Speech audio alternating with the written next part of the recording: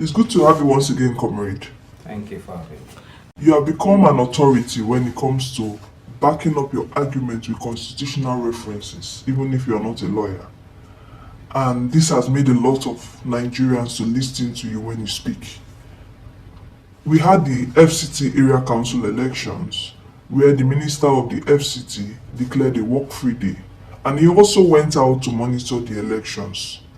This generated reactions from Nigerians like Femi Falana San, SAN, Showore, Ruben Abati, F. Young, an activist, a group called Policy and Legal Advocacy Center, and a Democratic Party called the ADC, among others. What do you have to say in reacting to this? Thank you very much. I want to start by saying that is it because it is wicked? Is it because it is wicked? No, let's be honest. The FCT minister was not wrong in any way to have declared a work-free day and also to have gone to observe or monitor the area council election. It's not wrong in any way. And I was surprised when I was watching Arise News. Ruben Abati was saying that it is not, the FCT minister does not have the powers to declare a work-free day. And also, Elene Sikh, S.A. Falana, also made that position, forgetting the fact that the FCT minister is an appointee of the president. Now, I want to put the record straight by referencing, not only referencing, but also reading the sections of the Constitution on which the FCT minister has done what he did. And let me say, if you look at the Nigerian Constitution, Section 147, Section 148, and Chapter 1, Part 2, Section 5, Subsection 1, if you look at those sections, you will see why the minister has declared the public holiday. In addition to those sections, if you look at the Public Holiday Act, Section 2 and Section 3, you will see clearly why the FCT minister declared the work-free day. But I don't want to just cite it. For the purpose of putting the record straight, I want to read those sections so Nigerians will see. Because it is wrong, unlike a person, you will be passing wrong information. Now please follow me. Let me read the sections I've just cited in our Nigerian Constitution. I want to start by reading Section 147. Section 147 of the Nigerian Constitution says, there shall be such office of Minister of the Government of the Federation as may be established by the President. 2.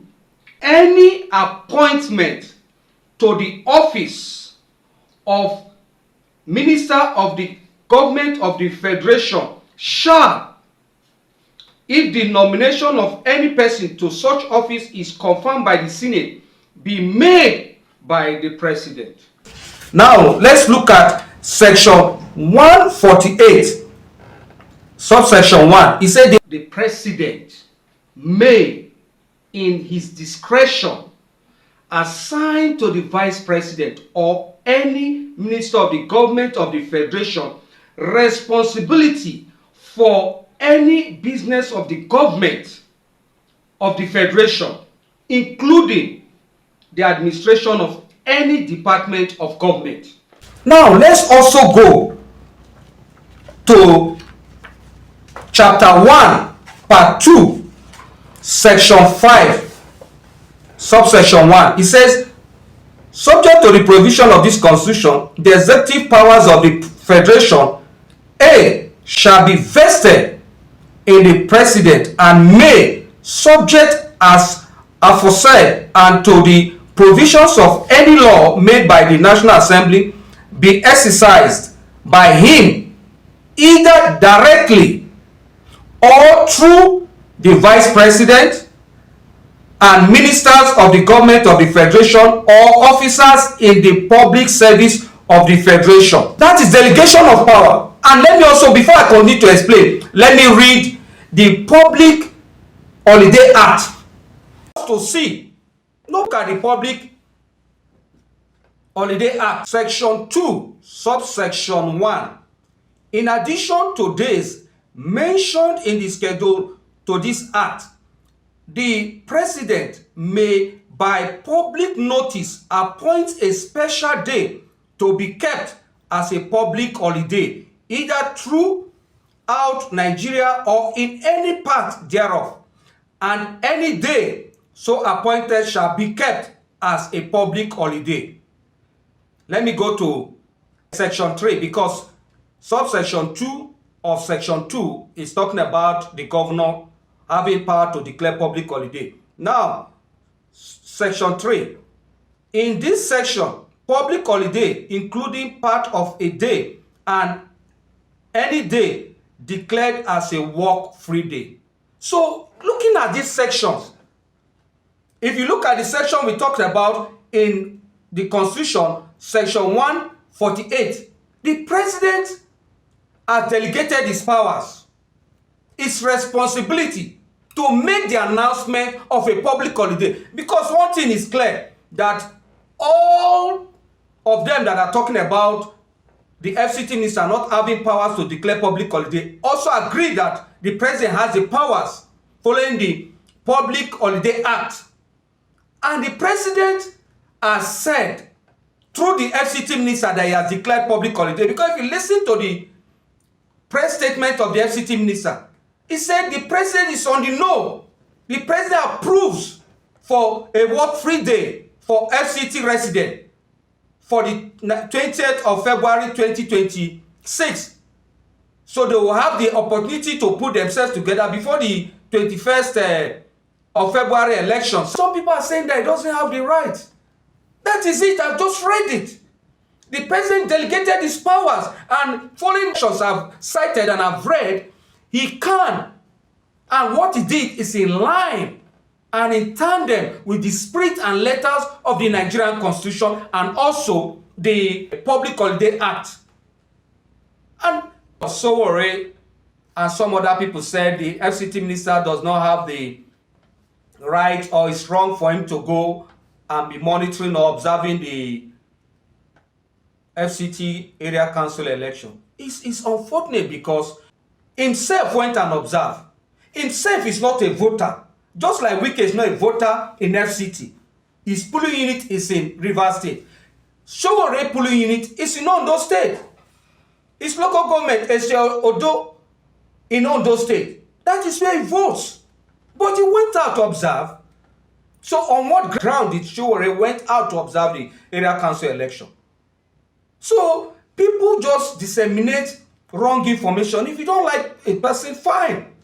But when the person is doing what is right, say the truth.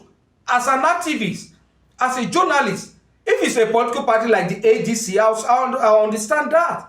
Because as an opposition party, you are not supposed to see anything good in the ruling party, so you are supposed to condemn it. But for people like Prof.Mgbeke, for people like Leonard Sik, Falana, for people like Effiong and other persons and groups that are saying that it's wrong, it is not wrong.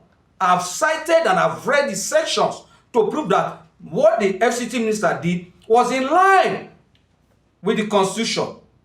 And because the president has delegated the responsibility to announce the work-free day, following section 148, 147, and also chapter 1, part 2, section 5, subsection 1a.